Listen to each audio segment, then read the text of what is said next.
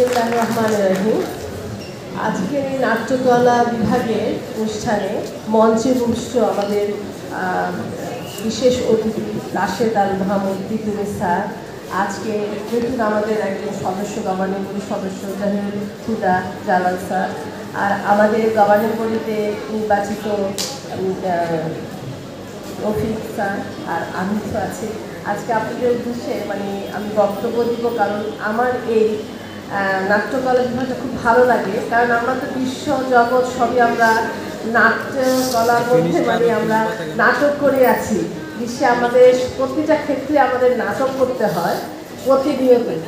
তো নাটকটা আমাদের খুবই দরকার, কারণ যে শিক্ষামূলক, যেটা আমাদের শিক্ষামূলক হয় সেটা খুবই প্রয়োজনীয়।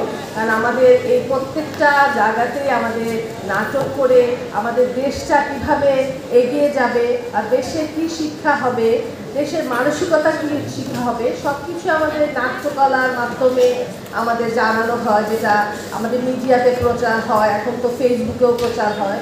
সেই জন্য এই নাট্যকলাটা খুবই দরকার আমাদের বাস্তব জীবনের জন্য। আমি আজকে খুবই আনন্দিত, আমাদের স্যারদের সবাই মূল্যবান।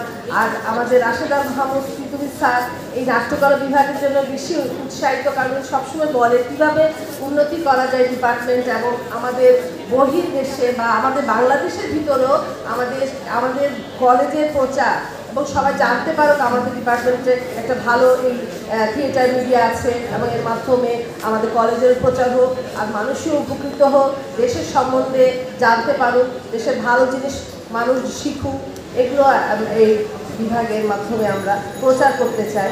তো দোয়া করি তোমাদের জন্য, সবাই যাতে ভালো করতে পারো এবং এর মধ্যে ভালো কিছু প্রোডাকশন দিতে পারো বলে আজকে আমার বক্তব্য শেষ হলো।